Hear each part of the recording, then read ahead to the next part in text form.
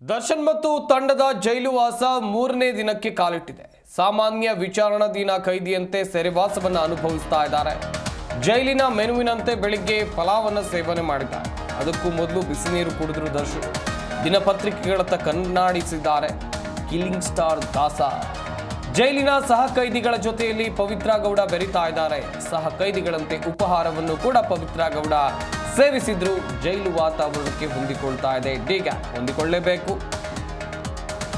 ಒಂದ್ ಕಡೆಯಲ್ಲಿ high court ನೀಡಿದ್ದಂತ ಬೇಲನ್ನ supreme court cancel ಮಾಡಿದೆ. ಮತ್ತೆ ಪರಪ್ಪನ ಅಗ್ರಹಾರ ಜೈಲು ಸೇರುವಂತ ಕೆಲಸ ದರ್ಶನ್ ಅಂಡ್ ಗ್ಯಾಂಗ್ ಆಗಿದೆ. ರೇಣುಕಾ ಸ್ವಾಮಿ ಕೊಲೆ ಪ್ರಕರಣದ 7 ಆರೋಪಿಗಳು ಮತ್ತೆ ಜೈಲು ವಾಸವನ್ನು ಅನುಭವಿಸಬೇಕಿದೆ. ಇದು ಮೂರನೇ ದಿನದ ಜೈಲು ವಾಸ.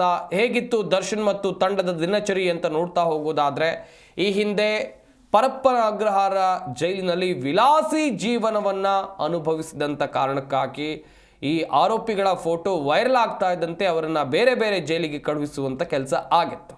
ಅದರಂತೆ ದರ್ಶನ್ ಹೋಗಿದ್ದು ಬಳ್ಳಾರಿ ಜೈಲಿಗೆ. ಈಗ ಸುಪ್ರೀಂ ಕೋರ್ಟ್ ಕೂಡ ಖಡಕ್ಕಾಗಿ ನಿರ್ದೇಶನವನ್ನು ನೀಡಿದೆ. ಜೈಲಿನಲ್ಲಿ ಕೊಲೆ ಆರೋಪಿಗಳಿಗೆ ಐಷಾರಾಮಿ ಸವಲತ್ತುಗಳು ಸಿಗೋ ಅಂತಿಲ್ಲ, ಮನೆ ಊಟವನ್ನು ಕೊಡುವಂತಿಲ್ಲ. ಜೈಲಿನಲ್ಲಿ ಏನು ಮೆನು ಇದೆ ಅದನ್ನೇ ಈ ವಿಚಾರಣಾಧೀನ ಕೈದಿಗಳು ಸೇವನೆ ಮಾಡಬೇಕು ಅಂತ ಖಡಕ್ ನಿರ್ದೇಶನವನ್ನು ಕೊಟ್ಟಿದೆ. ಹೀಗಾಗಿ ಜೈಲಾಧಿಕಾರಿಗಳು ಇದನ್ನು ಪಾಲಿಸೋದು ಅನಿವಾರ್ಯವಾಗಿದೆ.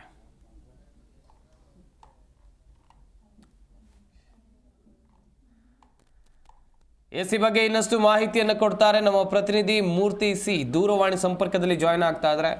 ಮೂರ್ತಿ, ದರ್ಶನ್ ಆ್ಯಂಡ್ ಗ್ಯಾಂಗ್ನ ಜೈಲು ವಾಸ ಮೂರನೇ ದಿನ ಇವತ್ತು ಏನೆಲ್ಲ ಆಯಿತು, ಡೀಟೇಲ್ಸ್ ಕೊಡ್ತಾ ಹೋಗೋದಾದ್ರೆ ಮೂರ್ತಿ.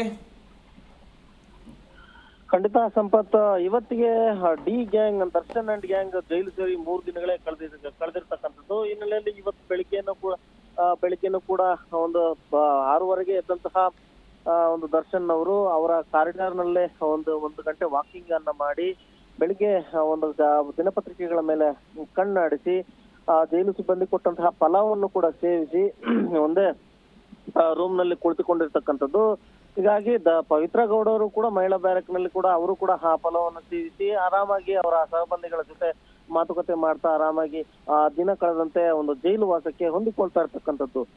ಮತ್ತೆ ಸುಪ್ರೀಂ ಕೋರ್ಟ್ ಚಾಟಿ ಬೀಸಿರುವ ಹಿನ್ನೆಲೆಯಲ್ಲಿ ದರ್ಶನ್ಗೆ ಪ್ರತ್ಯೇಕವಾಗಿ ಯಾರೂ ಕೂಡ ಸಹಬಂದಿಗಳಾಗ್ಲಿ ಪಕ್ಕದ ಬ್ಯಾರಕ್ ನಲ್ಲಿ ಇರ್ತಕ್ಕಂಥ ಬಂದಿಗಳಾಗ್ಲಿ ಯಾರು ಕೂಡ ಮಾತನಾಡ್ಲಿಕ್ಕೆ ಅವಕಾಶ ಕಲ್ಪಿಸದೇ ಇರ್ತಕ್ಕಂಥದ್ದು.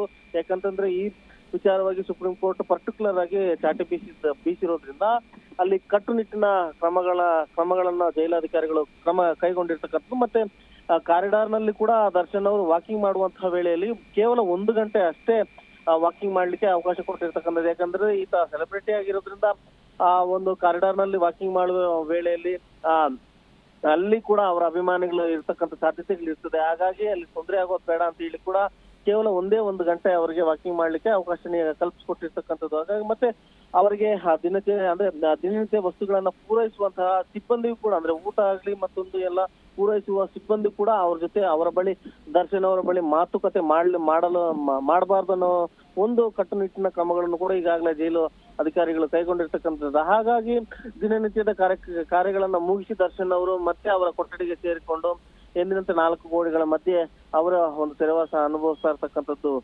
ಸಂಪತ್, ಥ್ಯಾಂಕ್ ಯು ಮೂರ್ತಿ ತಮ್ಮೆಲ್ಲ ಡೀಟೇಲ್ಸ್ಗಾಗಿ.